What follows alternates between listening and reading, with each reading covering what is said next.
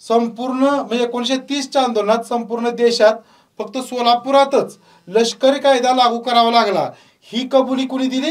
भारत मंत्री बेसबुड बेन यांनी दिली. पण ती कुठं दिली? लंडनमध्ये.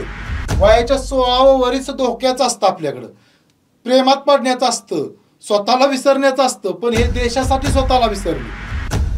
भारतीय स्वातंत्र्य चळवळीमध्ये महिलांचा लक्षणीय सहभाग प्रथमच कधी बघायला मिळाला? तर सविनय कायदेभंगाची जी चळवळ 1930ला सुरू झाली होती, त्या सविनय कायदेभंग चळवळीमध्ये दिसून आला.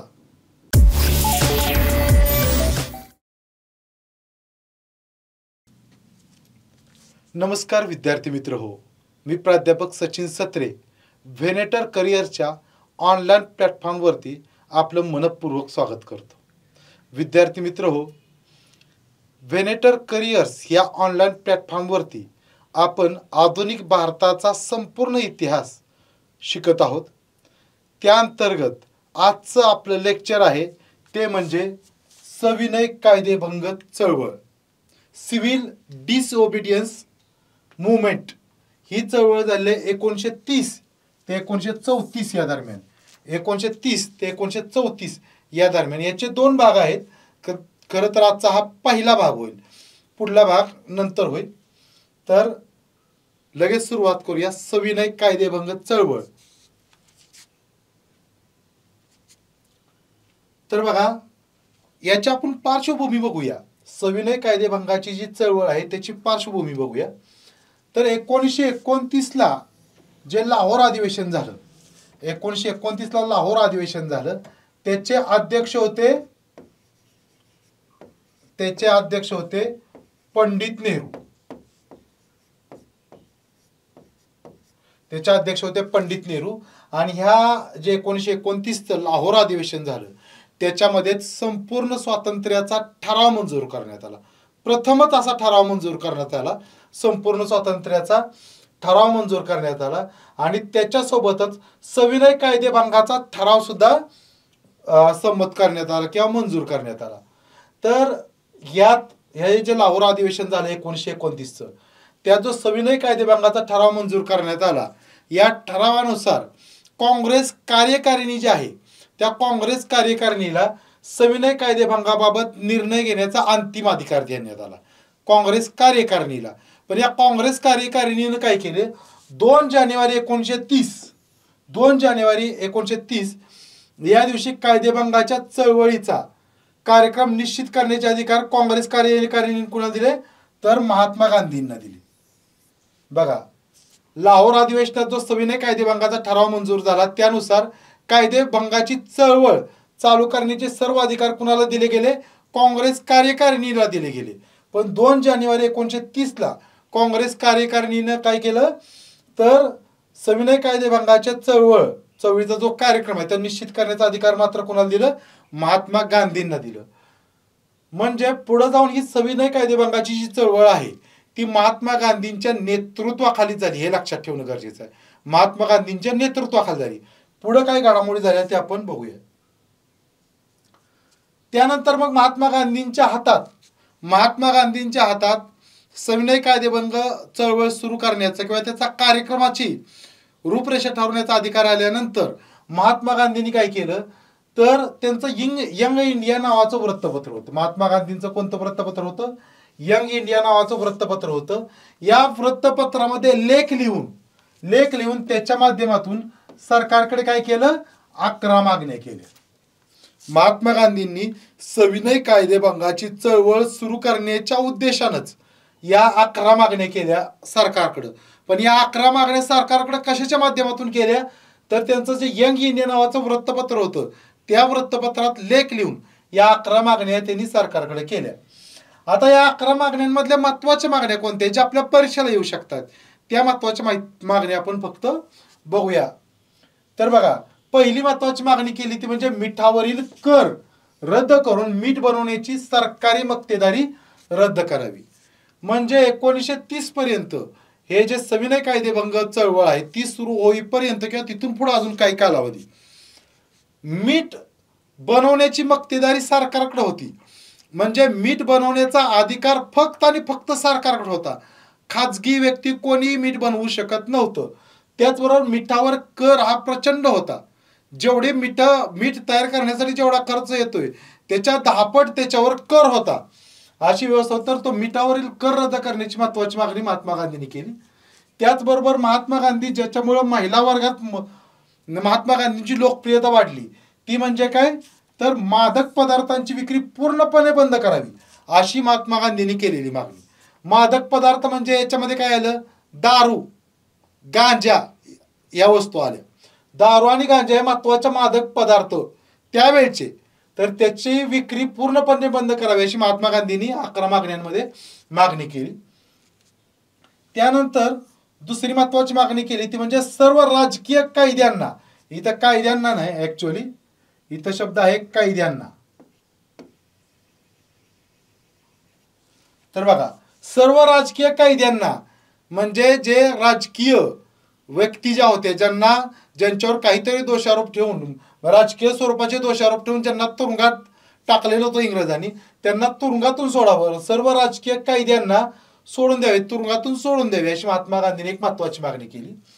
म्हणजे ह्या महत्वाच्या 3 मागण्याच मी इथे घेतल्या. इतर 11 मागण्या पण काही जनरल मागण्या आहेत. प्रश्न जर आला पाहिजे तर या 3 मागण्यांसंदर्भात येऊ शकते. अशा 11 मागण्या महात्मा गांधींनी केल्या आणि या ज्या 11 मागण्या मांडल्या महात्मा गांधींनी, त्या मान्य करण्याची सरकारला मुदत दिली किती 31 जानेवारी 1930. 31 जानेवारी 1930 पर्यंत या 11 मागण्या मान्य करण्यासाठी सरकारला मुदत दिली महात्मा गांधींनी, सरकारला मुदत दिली. पण सरकारनं काय केलं, या मागण्यांसंदर्भात कुठलाही प्रतिसाद दिला नाही. महात्मा गांधींच्या मागण्यांना कोणताही प्रतिसाद दिला नाही, कोणतीही मागणी मान्य केली नाही आणि कोणताही प्रतिसाद दिला नाही. त्यामुळे मग महात्मा गांधींनी काय केलं, नंतर 14 फेब्रुवारी 1930 या दिवशी काय केलं, जनतेला कायदेभंग करण्याचा आदेश दिला. महात्मा गांधींनी जनतेला कायदेभंग करण्याचा आदेश कधी दिला, 14 फेब्रुवारी 1930 या दिवशी महात्मा गांधींनी आदेश दिला. पण कायदेभंगाची चळवळ अजून सुरू झालेली नाही. कधी सुरू होईल त्याची तारीख मी पुढे सांगतो. महात्मा गांधींनी आदेश दिला, महात्मा गांधींच्या 11 मागण्यांचा सरकारनं काहीच विचार केला नाही.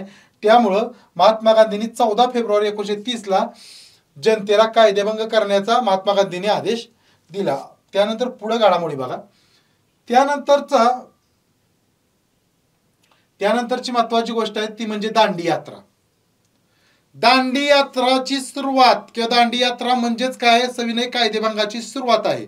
दांडी यात्रेत पण कुठं सविनय कायदेभंगाला चळवळीला सुरुवात झाली याची माहिती आपण बघूया. दांडी यात्रा ही अत्यंत महत्वाची यात्रा आहे. तर 20व्या शतकात म्हणजे 1900 ते 2000 हे जे 100 वर्ष आहेत, त्या 100 वर्षात जगाला सगळ्यात प्रभावित करणाऱ्या घटनांमध्ये दांडी यात्रेचा समावेश होतो. एवढी महत्वाची यात्रा आहे. तर दांडी यात्रा म्हणजेच त्याला आपण दुसऱ्या नावाने काय ओळखतो, मिठाचा सत्याग्रह. दांडी यात्रेचा उद्देशच होता मिठाचा सत्याग्रह करणे. तर बघा, आणि याचा उद्देश काय, दांडी यात्रेचा उद्देश काय होता, इथे दिलेच, मिठाचा कायदा मोडणे. कारण मिठाचा कायदा मोडणे म्हणजे काय, मीठ बनवण्याचा अधिकार फक्त सरकारला होता.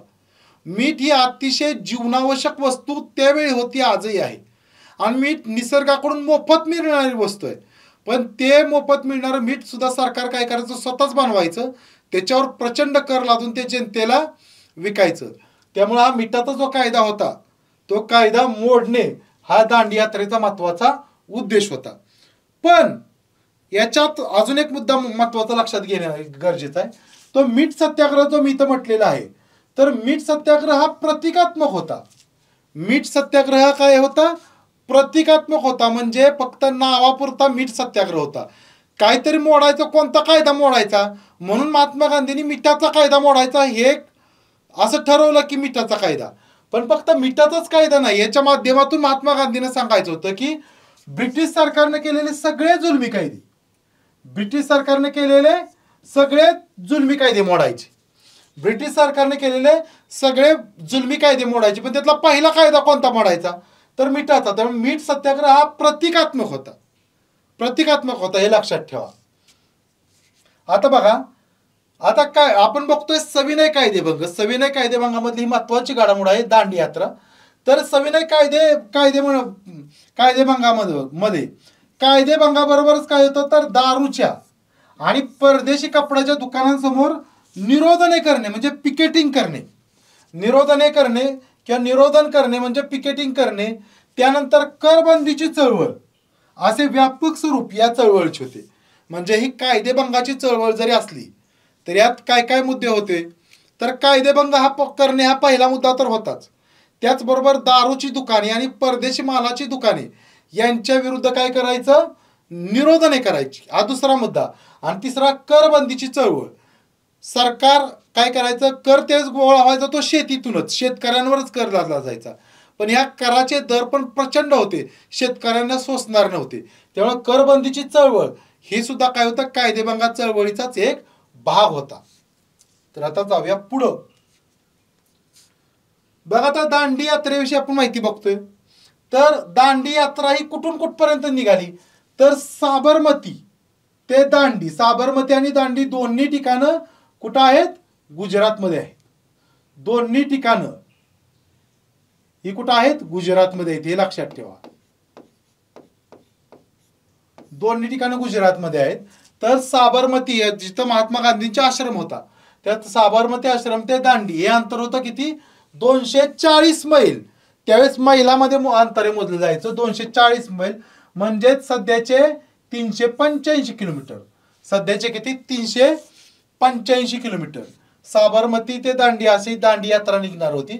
त्यामधील अंतर होतं 240 मैल म्हणजे सध्याचं 385 किलोमीटर.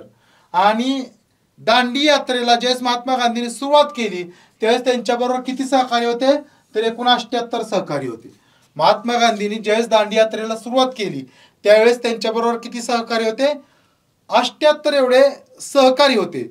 नंतर पुढं जशी यात्रा जात गेली तसे लाखो सहकारी त्यांना येऊन मिळाले, पण सुरुवात मात्र 78 सहकार्यांनी केली हे लक्षात ठेवणं गरजेचं आहे. आणि हे जे सुरुवातीचे 78 सहकारी होते त्यामध्ये महाराष्ट्रातले कोण कोण होते, महाराष्ट्रीयन कोण कोण होते हे लक्षात ठेवा. बघा हे स का पाटील. स का पाटील म्हणजे कोण तर यांना त्यावेळी मुंबईचे अनभिषिक्त सम्राट म्हणून ओळखलं जायचं. मुंबईचे अनभिषिक्त सम्राट म्हणून स का पाटलांना ओळखलं जायचं. त्यानंतर अवंतिकाबाई गोखले. अवंतिकाबाई गोखले या अत्यंत महात्मा गांधींना अतिशय जवळच्या असणाऱ्या स्वातंत्र्य सेनानी होत्या. यांनी महात्मा गांधींचं चरित्र पण लिहिलेलं आहे. आणि यांनी जे महात्मा गांधींचं चरित्र लिहिलं अवंतिकाबाई गोखले यांनी, त्या चरित्राची प्रस्तावना ही लोकमान्य टिळकांनी लिहिली. म्हणजे लोकमान्य टिळक असतानाच त्यांनी काय गांधींचं चरित्र लिहिलं. आणि अवंतिकाबाई गोखलेंनी जे गांधींचं चरित्र लिहिलंय त्याची प्रस्तावना लोकमान्य टिळकांनी लिहिली आहे. त्यानंतर बाळासाहेब खेर.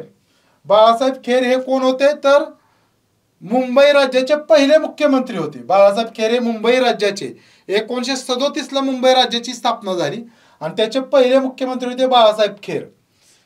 त्यानंतर हे जमनालाल बजाज. जमनालाल बजाज हे महात्मा गांधी भारतात आले तेव्हापासून म्हणजे 1920 पासून, म्हणजे महात्मा गांधी आले 1915ला, पण जमनालाल बजाज यांनी महात्मा गांधींना साथ द्यायला सुरुवात केली 1920 पासून पुढं. आणि तीही कशी साथ दिली तर जमनालाल बजाज हे उद्योगपती होते. आता जे बजाज आपण कंपनी बघतोय त्याचे ते संस्थापक बजाज नावाच्या कंपनीचे. तर बजाज कंपनी जी आहे त्यावेळेस काय गाड्या वगैरे बनत नव्हते, त्यावेळेस त्यांची दुसरी उत्पादनं होती. तर त्या कंपनीचे मूळ संस्थापक म्हणजे जमनालाल बजाज. त्यामुळं त्यांचा उद्योग मोठा होता, त्यांच्याकडे पैसे मोठ्या प्रमाणात होते.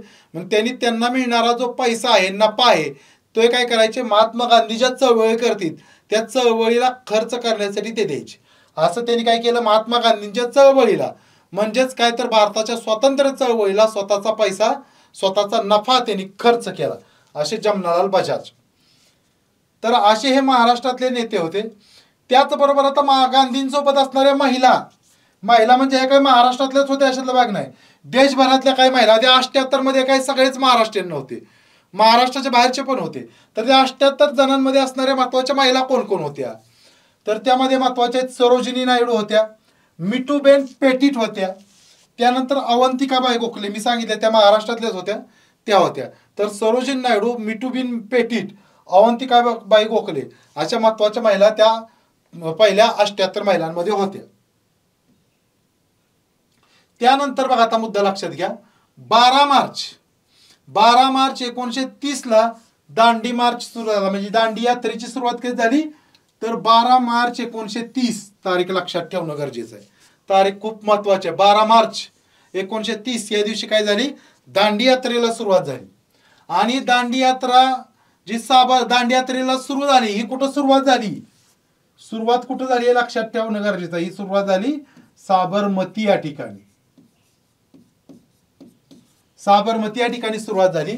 आणि दांडी यात्रा किंवा दांडी मार्च कुठं संपली, दांडी येथे ही महात्मा गांधी कधी पोहोचले तर 5 एप्रिल 1930 ला, 5 एप्रिल 1930 ला ते दांडी येथे पोहोचले. हे आहेत 24 दिवस, म्हणजे साबरमती ते दांडी इथपर्यंत पोहोचायला त्यांना दिवस किती लागले, 24 दिवस लागले. 12 मार्च ते 5 एप्रिल हे 24 दिवस भरतात. तर दांडी 5 एप्रिल ते दांडी येथे पोहोचले. आणि पुढे या सगळ्या तारखा महत्वाच्या आहेत. दांडी यात्रेला सुरुवात झाली 12 मार्चला, पोहोचले 5 एप्रिलला. पण 6 एप्रिल ही खूप महत्वाची तारीख आहे, कारण 6 एप्रिलला काय झालं, महात्मा गांधींनी समारंभपूर्वक मिठाचा कायदा मोडला.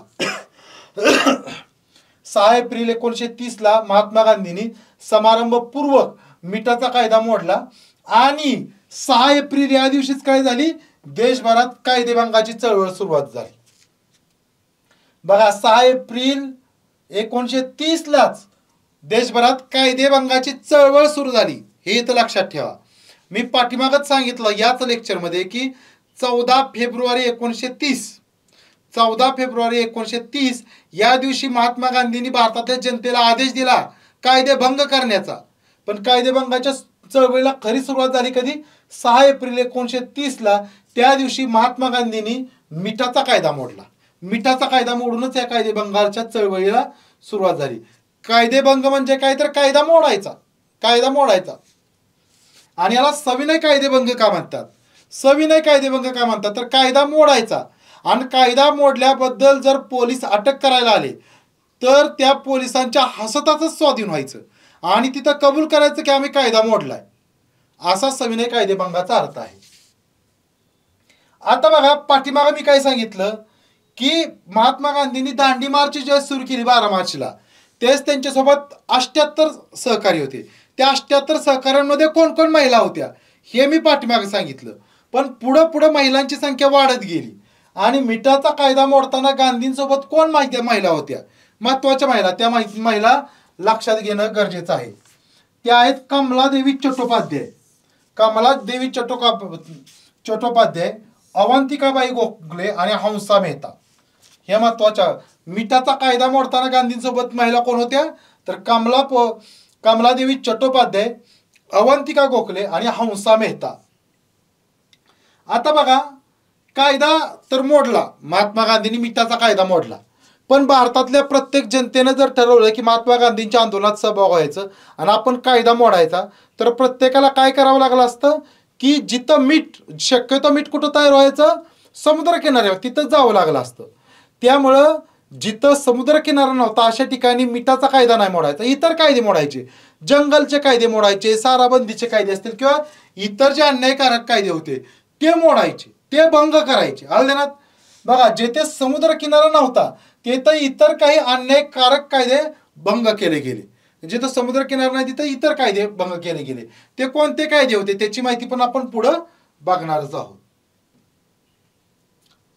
आता बघा देशभरात ही कायदेभंगाची चळवळ कशी झाली, देशभरात या कायदेभंगाच्या चळवळीनं कसं स्वरूप घेतलं. कारण महात्मा गांधी तर एकाच ठिकाणी होते, पण देशभरात वेगवेगळे नेते, वेगवेगळी लोक ही कायदेभंगाची चळवळ करत होते. त्यामधली सर्वात महत्वाची कायदेभंगाची चळवळ झाली ती म्हणजे वायव्य सरहद प्रांतात. वायव्य सरहद प्रांत सध्या पाकिस्तानमध्ये आहे, पण त्यावेळेस तो भारताचा भाग होता वायव्य सरहद प्रांत. तर या वायव्य सरहद प्रांतात या सविनय कायदेभंगाची जी चळवळ झाली तिचं नेतृत्व केलं कोणी, खान अब्दुल गफार खान. कोणी केलं, खान अब्दुल गफार खान यांनी. आणि त्यांनाच काय म्हटलं जातं, बादशाह खान. आणि त्यांनाच काय म्हटलं तर सरहद गांधी. सरहद गांधी इथं झालेला आहे, पण तो शब्द आहे काय, सरहद गांधी. सरहद गांधी असं त्यांचं नाव आहे. बघा, हे वायव्य सरहद्द प्रांतात सविनय कायदेभंगाच्या चळवळीचं नेतृत्व केलं कोणी? खान अब्दुल गफार खान, म्हणजेच बादशाह खान, म्हणजेच सरहद्द गांधी यांनी केलं. म्हणजेच सरहद्द गांधी केलं. आणि हे आंदोलन करताना त्यांची जी संघटना, कारण आंदोलन करताना अनेक लोक असतात, त्या अनेक लोकांना संघटित करणं गरजेचं असतं. तर आंदोलन करण्यासाठी जी त्यांनी खान अब्दुल गफार खान यांनी संघटना स्थापन केली होती, तिचं नाव आहे खुदा-ई खिदमतगार. खुदा-ई खिदमतगार असं नाव आहे. इथं थोडं गफलत झाली. खुदा-ई खिदमतगार असं तिचं नाव आहे. तर खुदा-ई खिदमतगार याचा अर्थ आहे परमेश्वराचे सेवक. खुदा-ई खिदमतगार म्हणजे त्याचा अर्थ आहे परमेश्वराचे सेवक. आणि ही जी खुदा-ई खिदमतगार संघटना होती, या संघटनेचे सदस्य होते, त्या सदस्यांना लाल डगलेवाले असे म्हटलं जायचं. काय म्हटलं जायचं? लाल डगलेवाले. डगला म्हणजे शर्ट, एवढं लक्षात ठेवा. तर लाल डगलेवाले म्हणजे रेड शर्टवाले. तर लाल डगलेवाले या संघटनेचे सदस्य होते, त्यांना लाल डगलेवाले किंवा रेड शर्ट्स वाले असे म्हटलं जायचं. आणि या संघटनेचं ही आंदोलन चाललं होतं, अनेक दिवस आंदोलन चाललं होतं. मग या आंदोलकांना प्रेरणा देण्यासाठी काहीतरी रोजच्या रोज पुरवलं पाहिजे. ते पुरवायचं कोणत्या माध्यमातून? त्यावेळेस काय TV चॅनल्स नव्हते, रेडिओ नव्हते, तर ते पुरवायचं वृत्तपत्राच्या माध्यमातून. मग त्यासाठी त्यांनी एक वृत्तपत्र काढलं, संघटनेचं मासिक काढलं. त्या मासिकाचं नाव होतं पख्तून. ते मासिक होतं कोणतं? पख्तून नावाचं मासिक होतं. आणि ते मासिक कोणत्या भाषेतून यायचं? पुश्तो नावाच्या भाषेत. बघा, खुदा-ई खिदमतगार या संघटनेचं मासिक कोणतं होतं? पख्तून. आणि ते भाषिक कोणत्या भाषेतून यायचं? पुश्तो भाषेतून. आणि पुश्तो भाषेतील हे पहिले राजकीय मासिक आहे बरं का. पुश्तो भाषेतील हे पहिले राजकीय मासिक आहे. आता तुम्ही म्हणाल पुश्तो भाषा आता कुठं आहे भारतात? सध्याही भारतामध्ये कुठेही भाषा नाही. पाकिस्तानमध्ये पण तेवढी भाषा बोलली जात नाही. हा प्रांत जरी पाकिस्तानमध्ये गेला असला तरी पाकिस्तानमध्ये पण पुश्तो भाषा तेवढी बोलली जात नाही. कारण पुश्तो ही जी भाषा आहे ती आहे कुठली? अफगाणिस्तानची भाषा आहे.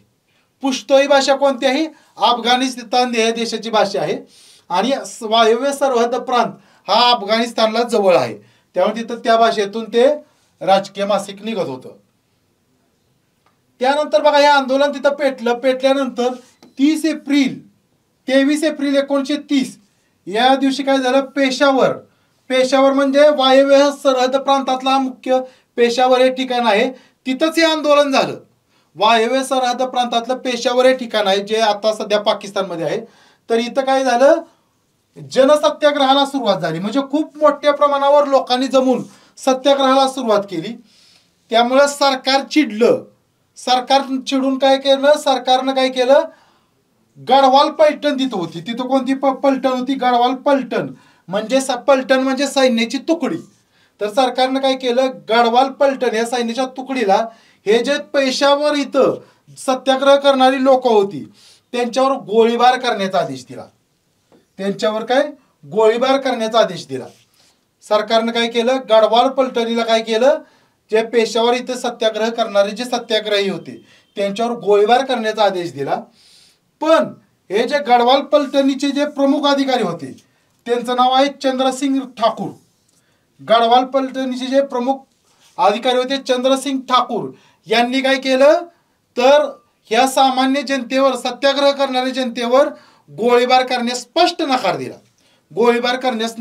बघा, सरकारनं गढवाल पलटणीला सत्याग्रहींवर गोळीबार करण्याचा आदेश दिला, पण गढवाल पलटणीचे जे अधिकारी होते चंद्रसिंग ठाकूर यांनी गोळीबार करण्यास स्पष्टपणे नकार दिला. त्यामुळे काय झालं की यांच्यावर लष्करानं चौकशी बसवली आणि लष्करी न्यायालयाने यांना शिक्षा ठोठावली. चंद्रसिंग ठाकूर यांना लष्करी न्यायालयानं शिक्षा ठोठावली. ते शिक्षा त्यांनी प्रामाणिकपणे भोगली, सत्याग्रहींवर गोळी चालवली नाही. तर अशा पद्धतीनं हा वायव्य सरहद्द प्रांतातील अत्यंत महत्वाचा असा काय झाला? सत्याग्रह झाला पेशावर या ठिकाणी. तर यांच्याविषयी अजून एक माहिती सांगतो. खान अब्दुल गफार खान हे भारताला स्वातंत्र्य मिळाल्यानंतर पाकिस्तानमध्येच त्यांना जावं लागलं. म्हणजे त्यांची इच्छा होती भारतात येण्याची, पण बॅरिस्टर जिनांनी काय कट कारस्थान करून तो प्रांत पाकिस्तानमध्येच घेतला, त्यामुळे त्यांना पाकिस्तानमध्ये राहावं लागलं. त्यानंतर पाकिस्ताननं त्यांना तुरुंगातच अनेक वर्ष टाकलं. पण तुरुंगातून सोडल्यानंतर भारत सरकारनं त्यांना भारतरत्न पुरस्कार देऊन गौरवलं. आता हा एक अत्यंत महत्वाचा आहे. एप्रिल 1930 लाच पेशावरचा पण सत्याग्रह झाला होता आणि एप्रिल 1930 लाच मुंबईत चौपाटीवर एक मिठाचा सत्याग्रह झाला. मुंबईला तसे अनेक लोकांनी वेगवेगळे सत्याग्रह केलेले आहेत. मुंबईमध्ये झालेल्या इतर सत्याग्रहांची पण माहिती आपण पुढे बघणार आहोत. पहिल्यांदा ह्या सत्याग्रहाची माहिती बघूया. तर एप्रिल 1930 ला जो मुंबईच्या चौपाटीवर सत्याग्रह झाला त्याचं नेतृत्व या दोन महिलांनी केले. एक तर कमलादेवी चट्टोपाध्याय आणि दुसरं अवंतिकाबाई गोखले. तर मुंबईच्या चौपाटीवर मिठाचा सत्याग्रह झाला त्याचं नेतृत्व कोणी केलं? कमलादेवी चट्टोपाध्याय आणि अवंतिकाबाई गोखले. तर या दोघींची पण निवड महात्मा गांधींनीच केली होती.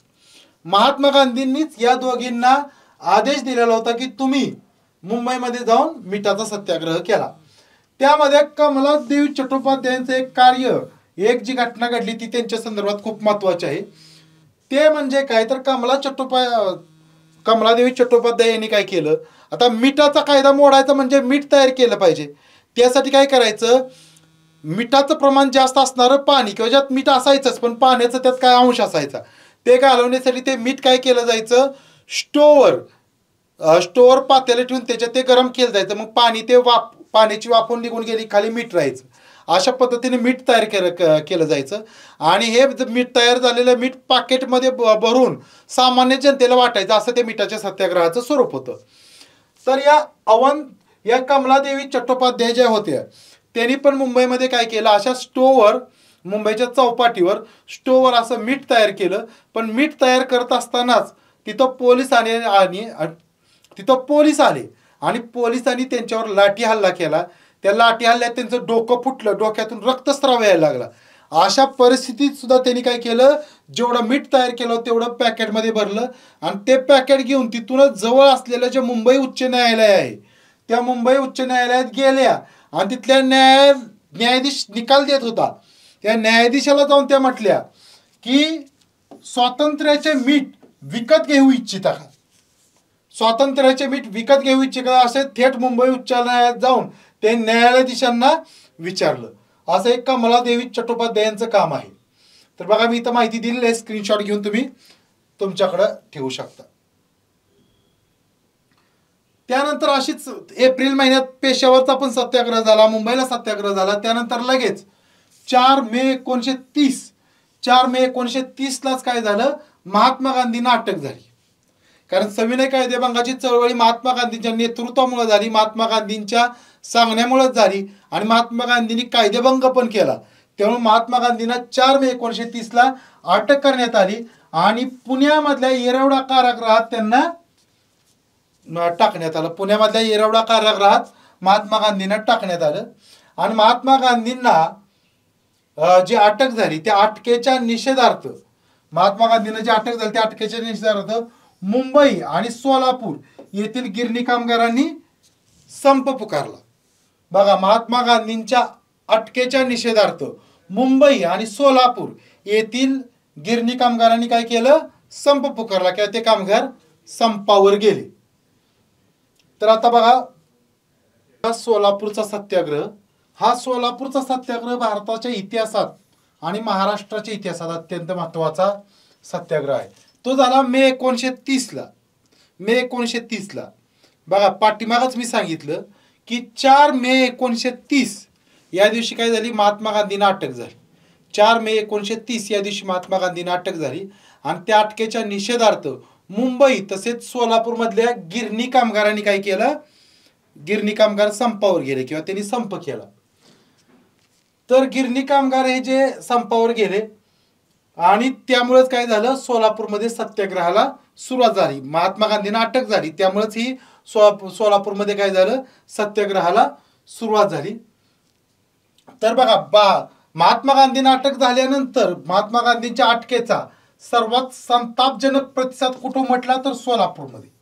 मुद्दा लक्षात घ्या, महात्मा गांधींच्या अटकेचा सर्वात संतापजनक प्रतिसाद हा कुठं म्हटला, सोलापूरमध्ये. आता 4 मेला महात्मा गांधींना अटक झाली. त्यानंतर 7 मेलाच काय झालं तर महात्मा गांधींच्या अटकेविरोधात गिरणी गिरणी कामगारांचे आंदोलन सुरू झाले. आता मुद्दा लक्षात घ्या, गिरणी कामगार म्हणजे कोणते गिरणी कामगार? तर गिरणी कामगार म्हटलं इतिहासामध्ये की ते असतात कुठले, शक्यतो कापड गिरणी कामगार. महाराष्ट्रात म्हटलं तर कापड गिरणी कामगारच असतात. गिरणी म्हणजे कापड गिरणी हे लक्षात ठेवा, कापड गिरणी कामगार असतात. आणि बंगाल प्रांतात म्हटलं तर ताग गिरणी कामगार असतात. बंगाल प्रांतात म्हटलं तर ताग गिरणी कामगार, महाराष्ट्रात म्हटलं तर कापड गिरणी कामगार. सोलापूरला हे कापड गिरणी कामगारांनी आंदोलन सुरू केलं. आणि आंदोलनात त्यांनी काय केलं तर जी दारूची दुकानं होती त्यांच्या पुढं निदर्शनं करायला सुरुवात केली किंवा दारूची दुकानं बंद करावीत यासाठी आंदोलनाला सुरुवात केली. पण त्यामध्ये पोलिसांनी अटकाव केला, त्यामुळे आंदोलकांनी पोलिसांच्यावर हल्ला केला. त्यात एका पोलीस अधिकाऱ्याचा मृत्यू झाला आणि काही पोलिसांचा पण मृत्यू झाला. असं कधी झालं 7 मे 1930ला. मग इथं पोलिसांची पण हत्या झाली आणि सोलापूरमध्ये आंदोलनानं तीव्र स्वरूप घेतलं किंवा उग्र स्वरूप धारण केलं. त्यामुळं 15 मे 1930ला व्हॉइसरॉयनं काय केलं, सोलापुरात लष्करी कायदा लागू केला. लष्करी कायदा म्हणजे त्यालाच आपण म्हणतो मार्शल लॉ. 15 मे 1930ला व्हॉइसरॉयनं सोलापुरात लष्करी कायदा म्हणजेच मार्शल लॉ लागू केला. आणि इथं अजून एक मुद्दा लक्षात ठेवा, सविनय कायदेभंग चळवळीच्या कालावधीत अख्ख्या देशात फक्त सोलापूरलाच मार्शल लॉ लागू झाला होता, लष्करी कायदा लागू झाला होता. कारण भारतात सगळ्यात उग्र सविनय कायदेभंगाचं जे चळवळीचं स्वरूप होतं ते सोलापूरलाच होतं. सोलापूरच्या लोकांनीच ते उग्र स्वरूप धारण केलेलं होतं. त्यानंतर या आंदोलनादरम्यान जो मार्शल लॉ लागू केला होता तो मार्शल लॉ काही लोकांनी मोडला. तेही लोक आहेत. त्याचबरोबर मी पाठीमागे सांगितलं की जे पोलीस काय आंदोलनादरम्यान काय पोलीस आंदोलकांच्याकडून मारली गेली, त्या मारलेल्या पोलिसांच्या खुनाला जबाबदार धरून तसेच हा मार्शल लॉ तोडलेला आहे. म्हणून या चौघांना अटक झाली, या चौघांना शिक्षा झाली. त्यामध्ये चौघ कोण आहेत? चौघांची नावं परीक्षेला येतात, खूप महत्वाचे आहेत. सोलापूरच्या 1930च्या आंदोलनात या चौघांना शिक्षा झाली, ती पण फाशीची शिक्षा झाली हे लक्षात ठेवा. कोणती शिक्षा झाली? चौघांना फाशीची शिक्षा झाली. चौघांना फाशीची शिक्षा झाली. त्यामध्ये मलाप्पा धनशेट्टी, कुर्बान हुसेन, जगन्नाथ शिंदे आणि श्रीकिसन सारडा या चौघांना फाशीची शिक्षा झाली. आंदोलनादरम्यान पोलिसांच्या खुनाला जबाबदार धरून या चौघांना फाशीची शिक्षा झाली. मलाप्पा धनशेट्टी, कुर्बान हुसेन, जगन्नाथ शिंदे आणि श्रीकृष्ण सारडा. तर या चौघांना फाशीची शिक्षा झाली. आणि लगेच एका वर्षाच्या आतच म्हणजे 12 जानेवारी 1931 या दिवशी या चौघांना येरवडाच्या तुरुंगात, पुण्याचा जो तुरुंग आहे येरवडाचा कारागृह, त्या तुरुंगात या चौघांना फासावर लटकवण्यात आलं. या चौघांना फासावर चौघ शहीद झाले भारतीय स्वातंत्र्यासाठी. ते चौघ आहेत मलाप्पा धनशेट्टी, कुर्बान हुसेन, जगन्नाथ शिंदे आणि श्रीकांत सारडा. त्यामुळे 12 जानेवारी हा जो दिवस आहे, 12 जानेवारी हा जो दिवस आहे तो सोलापुरात काय साजरा केला जातो? सोलापूर जिल्ह्यात हुतात्मा दिन म्हणून साजरा केला जातो. 12 जानेवारी हा दिवस सोलापूर जिल्ह्यात हुतात्मा दिन म्हणून पाळला जातो. हे महत्वाचं आहे. तर ते हुतात्मा झालेले चौघांची नावं लक्षात ठेवणं गरजेचं आहे. तर या कालावधीत मी तुम्हाला काय सांगितलं की सोलापूर जिल्ह्यामध्ये सविनय कायदेभंगानं काय केलं? उग्र स्वरूप धारण केलं.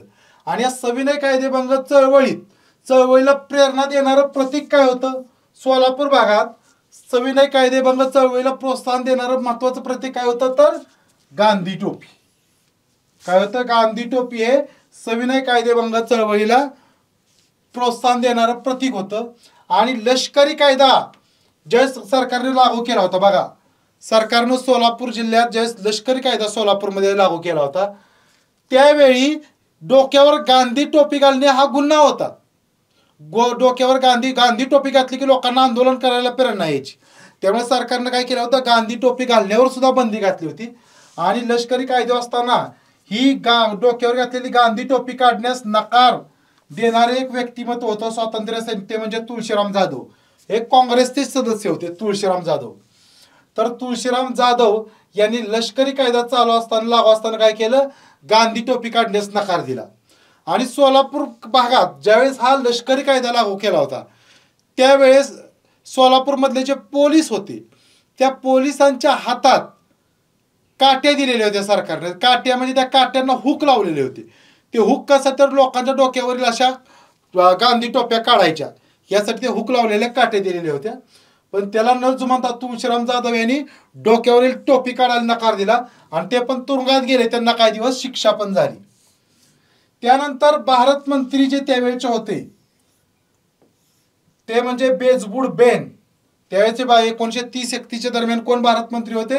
बेजबुड बेन हे होते. त्यांनी कबूल दिली. हे कबुली कुठे दिली तर ब्रिटनच्या पार्लमेंटमध्ये कबूल दिली.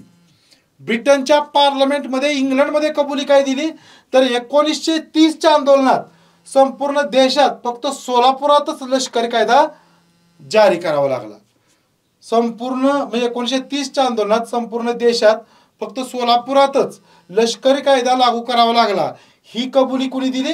भारत मंत्री बेजबुड बेन यांनी दिली. पण ती कुठं दिली? लंडनमध्ये इंग्लंडच्या पार्लमेंटमध्ये ही त्यांनी कबुली दिली. तर अशा पद्धतीने हे सविनय कायदेभंगा चळवळीत सोलापूरची चळवळ महत्वाची ठरली. आता पुढे अजून माहिती बघूया. आता बघा मुंबईमधील हा एक सत्याग्रह. पाठीमागं मी एक मुंबईमधील सत्याग्रह सांगितला जो 2 महिलांनी केला होता. तो म्हणजे कमलादेवी चट्टोपाध्याय आणि अवंतिकाबाई गोखले.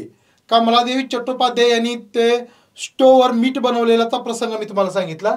तो पण मुंबईमध्येच झाला होता चौपाटीवर. तसंच मुंबईत त्या एप्रिल महिन्यातच हा एक सत्याग्रह झाला आणि याचं नेतृत्व मात्र केलं कोणी? जमनालाल बजाज यांनी. जमनालाल बजाज यांची निवड पण महात्मा गांधींनीच केली होती. मुंबईत जो एप्रिलला 1930ला दुसरा सत्याग्रह झाला त्याचं नेतृत्व केलं होतं जमनालाल बजाज यांनी. आणि हा सत्याग्रह पण थोडा मोठा झाला. हा सत्याग्रह कसा मोठा झाला तर विले पार्लेपासून ते हाजे आली परत पुढं काँग्रेस हाऊस ते पुढं वडाळा मिठागर इथपर्यंत हा सत्याग्रह झाला. म्हणजे बघा विले पार्लेपासून वडाळ्यापर्यंत, वडाळ्याचं जे मिठागर होतं तिथपर्यंत हा सत्याग्रह झाला. त्याच्यामध्ये हाजी अलीचं ते ठिकाण आलं. त्यानंतर काँग्रेस हाऊस वडाळा इथपर्यंत हा सत्याग्रह झाला 1930चा. त्यानंतर हा सत्याग्रह खूप महत्वाचा आहे. 82चा सत्याग्रह. 82चा सत्याग्रह हा सातारा जिल्ह्यात झाला. तर बघा आपल्याला जर महाराष्ट्राचा भूगोल माहिती असेल तर तुम्हाला हे समजून येईल की सातारा जिल्ह्याला कोणताही समुद्र किनारा नाही. तरी हा सत्याग्रह कसा झाला तर हा 82चा सत्याग्रह आहे तो जंगल सत्याग्रह झाला. 82ला कोणता सत्याग्रह झाला? जंगल सत्याग्रह. सातारा जिल्हा हा भारतीय स्वातंत्र्य चळवळीत कायमच स्वातंत्र्य चळवळीत आघाडीवर राहिलेला जिल्हा आहे. आणि या जिल्ह्यामध्ये कायदेभंग चळवळीत समुद्रावरचं मीठ आणून तर कायदेभंग करता येत नव्हता. त्यामुळे या जिल्ह्यातल्या लोकांनी काय केलं? जंगल सत्याग्रह करायचं ठरवलं. आणि त्यामधला सगळ्यात महत्त्वाचा आणि मोठा सत्याग्रह कुठे झाला तर 82 या ठिकाणी. एक कराड तालुक्यातलं ठिकाण आहे. कराड तालुक्यातलं सातारा जिल्ह्यामधलं ठिकाण आहे. तर या 82 गावातील गावाशेजारीच एक जंगल होतं. त्या जंगलातून झाड आणून त्या झाड आणून काय केलं त्या झाडावर तसेच गावातील देवळावर झेंडा फडकवला. बघा कारण जंगलचा कायदा मोडायचा म्हटल्यावर तर जंगलमधलं काहीतरी जंगलमध्ये जाऊन काहीतरी कायदे भंग केला पाहिजे. म्हणून काय केलं जंगलातून झाड आणलं. जंगलातून झाड का आणलं तर जंगलचा कायदा मोडण्यासाठी. जंगलातून झाड आणून त्या झाडावर काय केलं झेंडा फडकवला गेला. तसेच गावातील देवळावर सुद्धा झेंडा फडकवला गेला भारतीय स्वातंत्र्याचं प्रतीक म्हणून. आणि त्यानंतर मग पुढे काय झालं 5 सप्टेंबर 1930ला बघा 5 सप्टेंबर 1930ला ही 82 मधली घटना पोलिसांना कळल्यानंतर 82 शिरून तो झेंडा ताब्यात घेण्याचा पोलिसांनी प्रयत्न केला. 5 सप्टेंबर 1930ला 82 शिरून जो झेंडा झाडावर फडकवलेला होता किंवा देवळावर फडकवलेले होते हे झेंडे ताब्यात घेण्याचा प्रयत्न कोणी केला? पोलिसांनी केला. पण त्यावेळी या गावातले एक ज्या महिला क्रांतिकारक होत्या स्वातंत्र्य सेनानी होत्या 82 या गावातल्या महिला स्वातंत्र्य सेनानी होत्या त्या म्हणजे राजूताई कदम. राजूताई कदम यांनी लाठ्यांचा मार मिळत असताना सुद्धा हातातील झेंडा सोडला नाही. लाठ्यांचा मार खाऊन सुद्धा यांनी हातातील झेंडा सोडला नाही. असं यांनी धैर्य दाखवलं, शौर्य दाखवलं. त्या राजूताई कदम यांचं नाव 82 सत्याग्रहाशी तुम्ही लक्षात ठेवणं गरजेचं आहे. त्यानंतर हा एक आगळा वेगळा सत्याग्रह झाला, इथं मुलं फसू शकतात, तो म्हणजे दही हांडा सत्याग्रह, हा अकोला जिल्ह्यात झाला. बघा, अकोला हे विदर्भातील एक जिल्हा आहे. अकोला हा विदर्भातील एक जिल्हा आहे. तर या अकोला जिल्ह्यामध्येच आता हा दहीहंडा सत्याग्रह झाला आणि याचं नेतृत्व आहे ते दोघांनी केलं. एक बापूसाहेब सहस्त्रबुद्धे आणि दुसरे डॉक्टर शिवाजीराव पटवर्धन. याचं मुख्य नेतृत्व आहे ते बापूसाहेब सहस्त्रबुद्धे यांनीच केलेलं आहे. दहीहंडा सत्याग्रहाचं मुख्य नेतृत्व कोणी केलं? बापूसाहेब सहस्त्रबुद्धे यांनी केलं आणि त्यांना साथ डॉक्टर शिवाजीराव पटवर्धन यांनी दिली. तर ह्या दहीहंडा या गावात मिठाचा सत्याग्रह झालाय बरं का. हे विदर्भातलं ठिकाण आहे. दहीहंडा हे ठिकाण विदर्भातलं आहे, पण दहीहंडा गावात मात्र काय झाला? मिठाचा सत्याग्रह झाला. कारण या गावात काय होत्या? खाऱ्या पाण्याच्या विहिरी होत्या. दहीहंडा या गावात खाऱ्या पाण्याच्या विहिरी होत्या आणि त्यातून पाणी काढून ते पाणी आटवून त्याचं मीठ तयार केलं गेलं. बघा, दहीहंडा अकोला जिल्ह्यातलं हे ठिकाण आहे दहीहंडा विदर्भामधलं. तर त्या गावामध्ये खाऱ्या पाण्याच्या विहिरी होत्या. त्या खाऱ्या पाण्याच्या विहिरीतून पाणी काढून ते पाणी पाटवून त्यातून मीठ तयार करून हा मिठाचा इथं सत्याग्रह केला दहीहंडा या ठिकाणी. त्यानंतर विदर्भातलंच हे ठिकाण आहे पुसद. पुसद हे सध्याच्या यवतमाळ जिल्ह्यामध्ये आहे. यवतमाळ जिल्ह्यामधला एक तालुका आहे पुसद. तर पुसद इथं पण जंगल सत्याग्रह झाला. पाठीमागे जसं आपण बघितलं 82 इथं सातारा जिल्ह्यात जंगल सत्याग्रह झाला, तसा पुसद इथं सुद्धा जंगल सत्याग्रह झाला. पण इथं जंगल सत्याग्रह कसा झाला बघा. तर जंगल सत्याग्रहात इथं काही झाड तोडलेलं नाही, तर इथं काय केलं? पुसद जवळचे जे आरक्षित जंगल आहे त्या जंगलातील गवत कापून आणलं. त्या आरक्षित म्हणजे सरकारनं राखीव ठेवलेलं जे जंगल होतं ते जंगलातील गवत कापून बापूजी आणे हे विदर्भातील महत्वाचे नेते होते. बापूजी आणे हे विदर्भातील महत्वाचे नेते होते. त्यांनी त्यांच्या नेतृत्वाखाली हा जंगलचा कायदा मोडला गेला. पुसदच्या सत्याग्रहात काय केलं गेलं? तर गवत कापून बापूजी आणेंच्या नेतृत्वाखाली हा पुसदचा जंगल सत्याग्रह झाला. तर हे लक्षात ठेवणं गरजेचं आहे. त्यानंतर हा एक सत्याग्रह झाला चिरनेरचा. हा पण खूपच भयंकर असा सत्याग्रह झाला पनवेलला. चिरनेर हे पनवेल जवळचं ठिकाण आहे. तर त्या ठिकाणी शेतकऱ्यांचा एक या सविनय कायदेभंगात चळवळीच्या दरम्यान शेतकऱ्यांचा मोर्चा निघाला होता आणि या मोर्चावर पोलिसांनी गोळीबार केला आणि त्यात 7 जण ठार झाले. 7 जण ठार झाले. असा हा चिरनेरचा सत्याग्रह पनवेल जवळ झाला.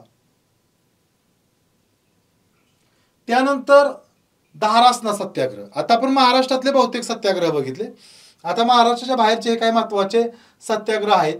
त्यामध्ये धारासना सत्याग्रह. बघा, आपण पाठीमागं काय बघितलं की सोलापूरमधलं जे आंदोलन झालं ते देशभरात सर्वात उग्र झालं. ते आंदोलन झालं सोलापूरमध्ये झाला तो सत्याग्रह नव्हता तसं म्हटलं तर. ते जनतेनं केलेलं उग्र स्वरूपाचं आंदोलन होतं. पण धारासना सत्याग्रह हा अत्यंत महत्वाचा आहे. तो एक महत्वाचा आणि जबरदस्त करुणादायक असा हा सत्याग्रह झाला. तो सत्याग्रह झाला 21 मे 1930ला. बघा, तारीख पण लक्षात ठेवायला तशी लक्षात ठेवली पाहिजे अशी तारीख आहे, महत्वाची तारीख आहे. तर याच्याविषयी सांगतो. 4 मे 1930. 4 मे 1930ला महात्मा गांधींना अटक झाली. पण 4 मे 1930ला महात्मा गांधींना अटक होण्याच्या आधीच महात्मा गांधींनी असं घोषित केलं होतं की महात्मा गांधी यानंतर कुठं सत्याग्रह करतील? धारासना या ठिकाणी जाऊन सत्याग्रह करतील. पण 4 मे 1930ला महात्मा गांधींना अटक झाल्यामुळं नंतर मग या धारासना येथील सत्याग्रहाचं नेतृत्व कोणी केलं? बघा, नेतृत्व कोणी केलं तर मुख्यतः सरोजिनी नायडू. जर तुम्हाला प्रश्न आला तर त्याचं उत्तर लिहायचं सरोजिनी नायडू असेच. त्याबरोबर त्यांच्यासोबत नेतृत्व करणारे इतर पण काही लोक होते. पण धारासना सत्याग्रहाचं नेतृत्व करणारे सर्वात प्रमुख व्यक्ती कोण? तर तेच सरोजिनी नायडू. आणि धारासना सत्याग्रहाचंच नेतृत्व करणारे इतर 2 व्यक्ती पण महत्वाचे आहेत. त्यामध्ये आहेत, पहिले आहेत इमाम साहेब. इमाम साहेब हे महात्मा गांधींचे दक्षिण आफ्रिकेतील सहकारी होते. इमाम साहेब हे महात्मा गांधींचे दक्षिण आफ्रिकेतील सहकारी होते. आणि त्यानंतर अजून ह्या धारासना सत्याग्रहाचं नेतृत्व केलं होते मणीलाल यांनी. तर बघा, हे मणीलाल जे आहेत ते महात्मा गांधींचे पुत्र आहेत. म्हणजे हा महात्मा गांधींचा मुलगा आहे. मलेलाल हा महात्मा गांधींचा मुलगा होता. तर असे हे दारास्ता सत्याग्रहात सहभागी झाले होते. आणि या दारास्ता सत्याग्रहात सहभागी झालेले लोक होते किती, 2000च्या आसपास. दारास्ता सत्याग्रहात सहभागी झालेली लोक किती होती, 2000च्या आसपास. तुम्हाला 2000 हा आकडा कमी वाटेल सध्या, पण या 2000 लोकांनी मरण यातना झेलल्या, मरण यातना. एवढा भयानक हा सत्याग्रह झाला. त्याची माहिती मी तर देतोय, एका वाक्यात आधी देतोय, नंतर तोंडी सांगतो. तर हा सत्याग्रह करताना काय व्हायचं, सत्याग्रहींची एक एक तुकडी पुढे येऊन शांतपणे काट्यांचे प्रहार सहन करीत असे अखंडपणे चालू राहिले. म्हणजे इथं मुद्दा लक्षात घ्या, दारास्ता सत्याग्रह हा अत्यंत महत्वाचा का आहे. तर या सत्याग्रहादरम्यान लोकांच्यावर प्रचंड लाठी हल्ला झाला. ह्यात अनेक जण कायमचे आदू झाले. कुणाचा हात मोडला, पाय मोडला, कुणाचं डोकं फुटलं, अशी अवस्था झाली. मग या सत्याग्रहात सत्याग्रहींनी आयडिया काय लढवली, तर तुकड्यांनी एक 20-20 जणांच्या, 10-10 जणांच्या तुकड्यांनी मिळून काय करायचे, दारास्ताचं इथं जाऊन कायदेभंग करायचे. पण हे कायदेभंग करायला जे 10-10, 20-20च्या तुकड्याने जायचे, त्यांच्यावर पोलीस हल्ला करायचे. पण पोलिसांच्या हल्ल्याला न घाबरता पोलिसांनी केलेला हल्ला शांतपणे सहन करून, कारण महात्मा गांधींचं तत्व होतं अहिंसा. पोलिसांना प्रत्युत्तर द्यायचं नाही. त्यांनी जर मारलं तर तो मार सहन करायचा. पण ते पोलीस निर्दयी होते. ते निर्दयपणे लोकांना मारायचे, रक्तबंबाळ होईपर्यंत मारायचे. तसे रक्तबंबाळ होईपर्यंत त्यांनी तो काय केला, सत्याग्रह तरीही केला. आणि हजारो लोक त्यात काय झाली, जखमी झाली. आणि हा जो सत्याग्रह होता, दारास्ता सत्याग्रह, त्याचं हृदयद्रावक वर्णन त्यावेळेस तिथं उपस्थित अमेरिकन पत्रकाराने केलेलं आहे. त्या पत्रकाराचं नाव वेब मिलर. दारास्ता सत्याग्रहावेळी तिथं एक अमेरिकन, कारण हे दांडियांचं जे आंदोलन झालं ते जगाच्या इतिहासातलं एक महत्त्वाचं आंदोलन आहे. त्याला परदेशातून, वेगवेगळ्या देशातून वेगवेगळे पत्रकार आले होते. त्यातला अमेरिकेतला एक महत्त्वाचा पत्रकार आला होता, वेब मिलर.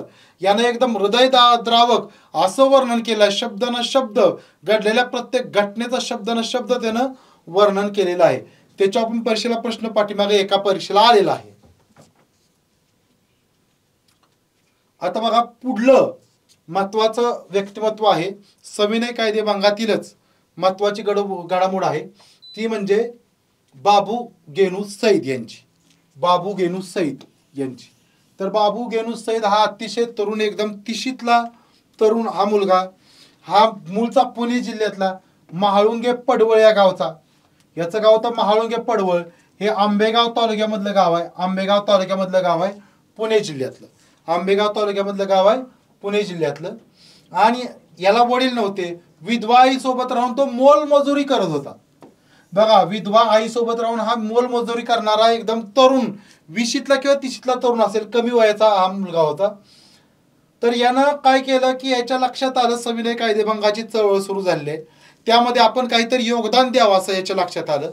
म्हणून त्यानं काय केलं, सत्याग्रह करण्यासाठी काँग्रेसचा स्वयंसेवक म्हणून नोंदणी करून घेतली.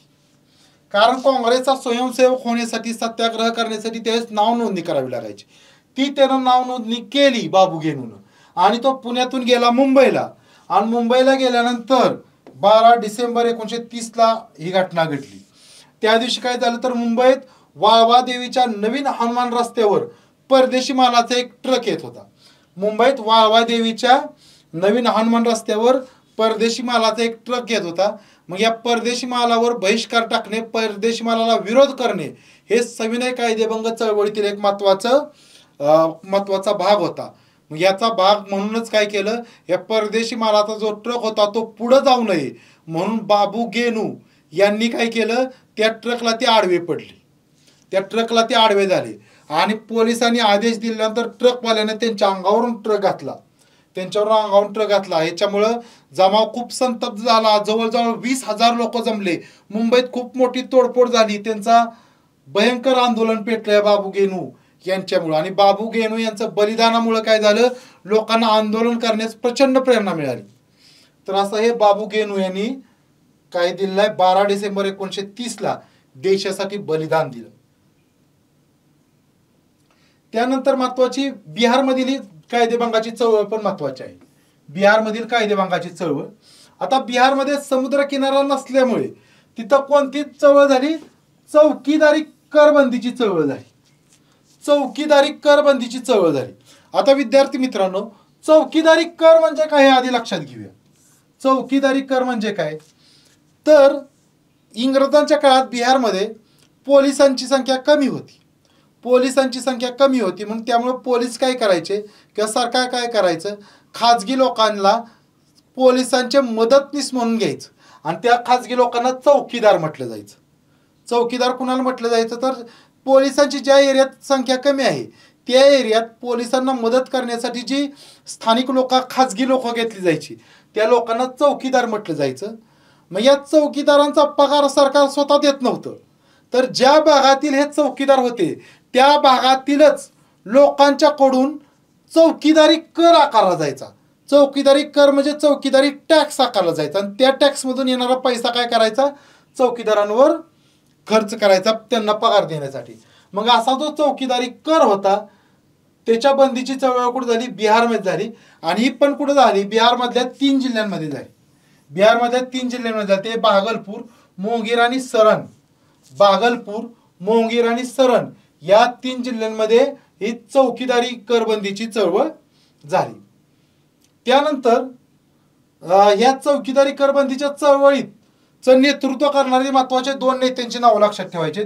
एक म्हणजे डॉक्टर राजेंद्र प्रसाद आणि दुसरे अब्दुल बारी.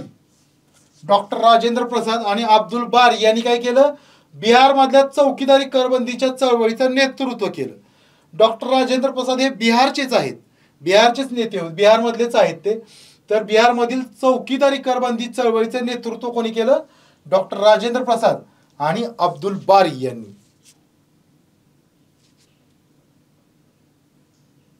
आता बघा, सविनय कायदेभंगाची चळवळ होती. या चळवळीतील महिलांचा सहभाग आपण बघूया. महिलांचा सहभाग तर होता. कोणत्या कोणत्या महिलांनी सहभाग घेतला, सुरुवातीला कोणत्या महिला आल्या होत्या, मिठाचा सत्याग्रह करताना कोणत्या महिलांनी सहभाग नोंदवला हे तर आपण पाठीमागे बघितलं. पण महिलांनी काय काय कामं केली, तर बघा, दांडी इथं पोचल्यावर महात्मा गांधींनी महिलांसाठी एक काम सोपवलं. दांडी इथं गेल्यानंतर महात्मा गांधींनी मिठाचा कायदा मोडला आणि त्यानंतर महिलांना एक काम सोपवलं. ते काम काय सोपवलं, तर दारूच्या आणि परदेशी मालाच्या दुकानासमोर निरोधने करणे. म्हणजे तिथं आंदोलन करायचं.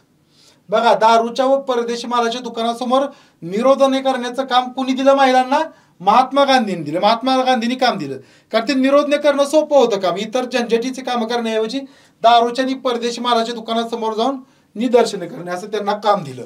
मग त्यांच्या सोयीचं काम दिलं. आणि यावेळी या कायदेभंग चळवळीच्या महत्वाच्या महिला नेत्या होत्या, त्यांची आधी पाठीमागे झालेलीच आहे, तरी पुन्हा एक वेळ बघून घ्या. त्यामध्ये महत्वाच्या होत्या कस्तुरबा गांधी, कमलादेवी चट्टोपाध्याय, अवंतिकाबाई गोखले, लीलावती मुंशी, हंसाबाई मेहता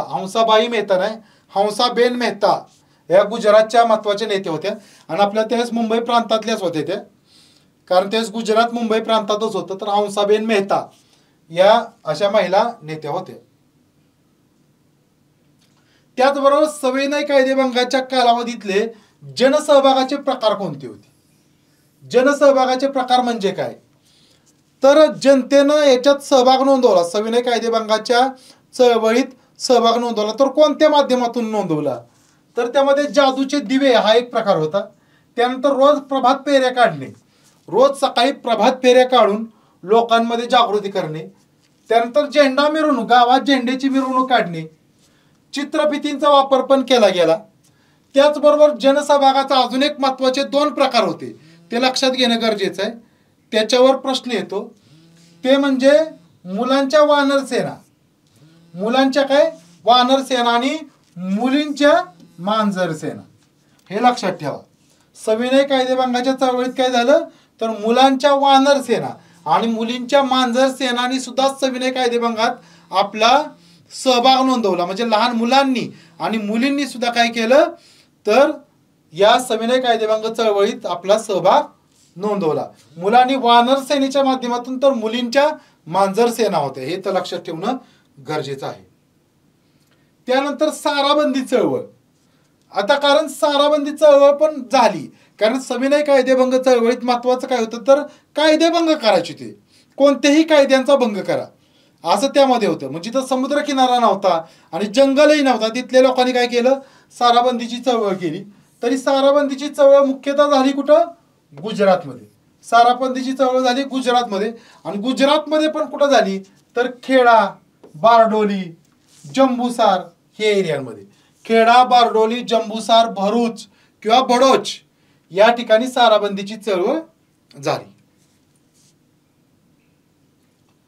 आता बघा, सविनय कायदेभंग चळवळीच्या दरम्यान झालेलं हे महत्वाचं एक क्रांतिकारीच आहे म्हणावं लागेल. ते म्हणजे राणी गॉर्डेनली आहे बरं काही. बघा, राणी गॉर्डेनल्यूचे बंड, हे बंड झालेलं आहे मणिपूर राज्यात. या राणी गॉर्डेनल्यू जी आहे तिचा जन्मच मणिपूरमध्ये झाला.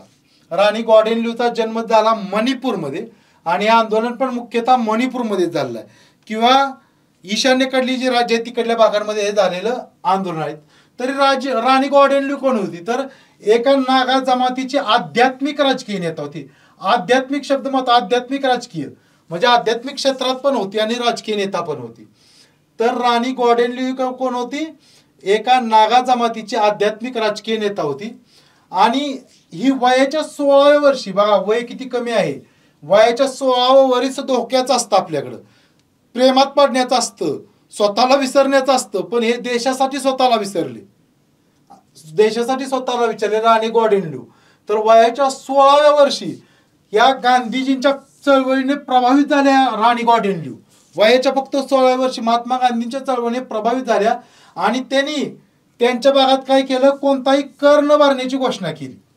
म्हणजे मणिपूरचा जो तो काही एरिया असेल त्या भागामध्ये कर न भरण्याची घोषणा केली.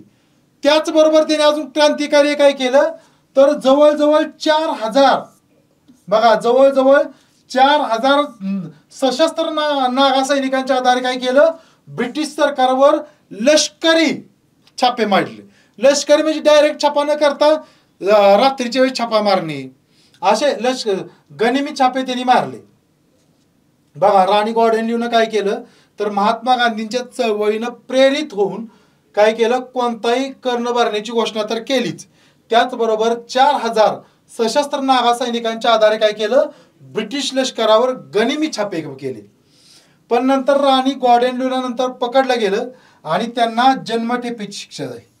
त्यांना जन्मठेपेची शिक्षा झाली. आणि ईशान्येकडीलच जे मेघालय राज्य आहे सध्याचं, मेघालयची जी राजधानी आहे शिलाँग, त्या शिलाँगच्या तुरुंगात त्यांना ठेवलं गेलं. आणि या शिलाँगच्या तुरुंगात त्यांना पंडित जवाहरलाल नेहरू भेटायला गेले. म्हणजे एवढं क्रांतिकार्य केलं, एवढं प्रभावित होणारं, कारण 16 वर्षांची फक्त मुलगी, पण तिने एवढं प्रभावी काम केलं. त्यामुळं पंडित जवाहरलाल नेहरू तिला तुरुंगात भेटायला गेलं राणी गॉर्डेनल्यूला. आणि त्यावेळेस पंडित नेहरूंनीच तिला राणी ही पदवी दिली. गॉर्डेनल्यू जी आहे तिला राणी ही पदवी कोण दिली, पंडित नेहरूंनीच दिलेली. त्यानंतर मात्र तिला जन्मठेपेची शिक्षा झाली. ती जन्मठेपेची शिक्षा तिनं 1947 पर्यंत भोगली. आणि 1947ला भारत स्वतंत्र झाल्यानंतर स्वतंत्र भारत सरकारनं त्यांची तुरुंगातून सुटका केली, राणी गॉर्डेनल्यू यांची. बघा, आता आपण आतापर्यंत काय बघितलं तर सविनय कायदेभंग चळवळीविषयी संपूर्ण माहिती बघितली. त्या सविनय कायदेभंग चळवळीच्या दरम्यान काय काय घडलं काय नाही हे आपण बघितलं. आता ही शेवटच्या स्लाइडमध्ये आपण काय बघणार आहोत तर सविनय कायदेभंग चळवळीचे परिणाम काय काय झाले. परिणाम काय काय झाले तर पहिला परिणाम झाला तो म्हणजे परकीय वस्तूंची विक्री कमी झाली. परकीय वस्तूंची विक्री कमी झाली आणि भारतातच तयार होणाऱ्या वस्तूंची विक्री वाढली. तर हा पहिला परिणाम झाला. दुसरा परिणाम झाला तो सरकारच्या उत्पन्नावर. दुसरा काय झाला, सरकारचे उत्पन्न घटले, कमी झाले, हा दुसरा परिणाम झाला. हा दुसरा परिणाम कशामुळे झाला तर मगाशी सांगितलं, महिलांनी दारूच्या दुकानासमोर निदर्शनं केली किंवा इतर अजून. बघा, दारू व ताडीवर बंदी, तसेच शेतसारा न भरल्याने, म्हणजे लोकांनी काय केलं, दारूवर तर बंदी घातली. वेगवेगळ्या भागातल्या लोकांनी, वेगवेगळ्या विविध गावातल्या लोकांनी गावात दारूबंदी केली, काही शहरांमध्ये दारूबंदी केली गेली. महिलांनी दारूच्या दुकानापुढं ताडी एक दारूचा प्रकार म्हटला पाहिजे किंवा ताडी या औषधी पण मानली जाते. तर दारूशी जवळ जाणारी ती ताडी एक पेय आहे. तर ताडी आणि दारू याच्या विक्रीवर बंदी आल्यामुळं या दारू व ताडीच्या माध्यमातून सरकारला मिळालेला टॅक्स कमी झाला, तो टॅक्सचं प्रमाण कमी झालं. त्याचबरोबर देशभरात लोकांनी काय केलं, शेतसारा भरायला सुद्धा नकार दिला. म्हणजे शेतीवर आकारला जाणारा कर किंवा टॅक्स भरायला सुद्धा नकार दिला. त्यामुळे काय झालं, सरकारचं उत्पन्न घटलं म्हणजेच कमी झालं. त्याचबरोबर 1921-22ला जी काँग्रेसची स्थिती होती, 1922ला महात्मा गांधींना अटक झाली होती. त्यामुळे 1921-22ला काय झालं होतं, तर असहकार चळवळीचा शेवट 1922ला झाला होता. त्यामुळे त्यावेळी पण काय झालं होतं, काँग्रेसची लोकप्रियता शिगेला पोहोचलेली होती 1921-22ला. पण सविनय कायदेभंगामुळे काय झालं, तर 1921-22 पेक्षा काँग्रेस संघटना ग्रामीण भागात अधिक बलवान बनली. काँग्रेस संघटना काय झालं, ग्रामीण भागात अधिक बलवान बनली. काँग्रेस संघटना अधिक बलवान बनली. आणि या चळवळीचं अजून एक महत्त्वाची गोष्ट लक्षात ठेवणं गरजेचं आहे, ते मी तुम्हाला तोंडी सांगतो. ते म्हणजे भारतीय स्वातंत्र्य चळवळीत पहिल्यांदाच महिलांचा लक्षणीय सहभाग या सविनय कायदेभंगामध्ये बघायला मिळाला. भारतीय स्वातंत्र्य चळवळीमध्ये महिलांचा लक्षणीय सहभाग प्रथमच कधी बघायला मिळाला, तर सविनय कायदेभंगाची जी चळवळ 1930ला सुरू झाली होती, त्या सविनय कायदेभंग चळवळीमध्ये दिसून आला. तर अशा पद्धतीनं मित्रांनो, आपण सविनय कायदेभंग या चळवळीविषयी खूप सारी माहिती बघितलेली आहे. या माहितीचा नक्कीच तुम्हाला परीक्षेमध्ये फायदा होईल. हा जर व्हिडिओ तुम्हाला आवडला असेल तर तो तुम्ही तुमच्या मित्रांना शेअर करा, हा व्हिडिओ लाईक करा, आपल्या चॅनलला सबस्क्राईब करा. थँक्यू.